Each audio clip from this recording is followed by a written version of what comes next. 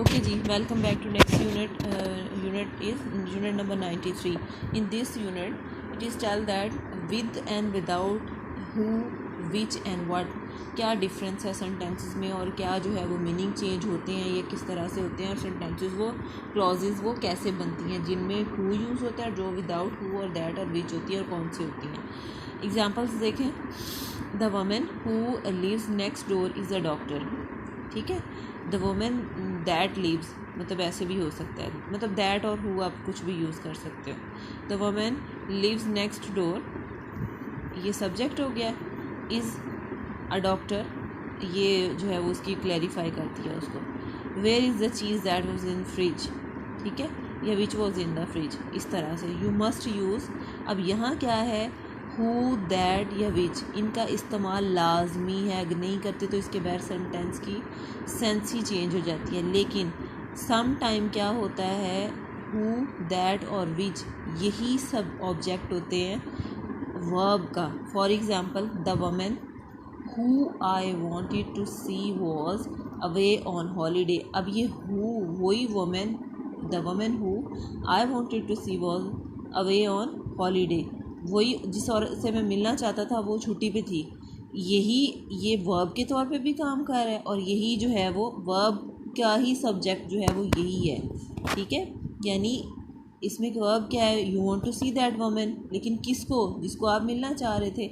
मतलब यहाँ जो है वो क्या है कि सम टाइम हु, विच और दैट जो है ये वर्ब को ही एक्सप्लेन कर रहे होते हैं. Have you found the key that you lost. अब ये चाबी कौन सी गुमी है, दैट यू लॉस्ट. अब that is dependent upon that clause, इसके बगैर सेंटेंस की सेंस कंप्लीट नहीं है.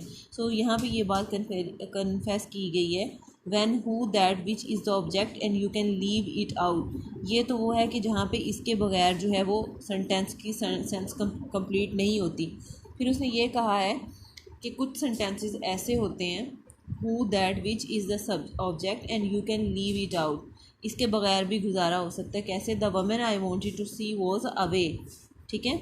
अब यहाँ दैट लगाना या लगाना जो है, it doesn't mean, it doesn't necessary, इसका होना या ना होना ज़रूरी नहीं है. उसके बाद आ जाता है have you found the key you lost. Sentence का स्ट्रक्चर ऐसे बनाया है कि वहाँ अगर ये वर्ड्स ना यूज़ हों तो it can clarify it's meaning, अपना मतलब वो बता रहे होते हैं या दे रहे होते हैं.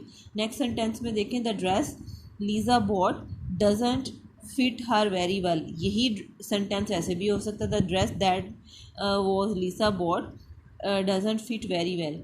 ठीक है, मतलब कि सेंटेंस की सेंस या मीनिंग आप, this is one sentence but when you use that, who and which, it become a clause. एक सेंटेंस नहीं होता है, ये क्लॉज होती है.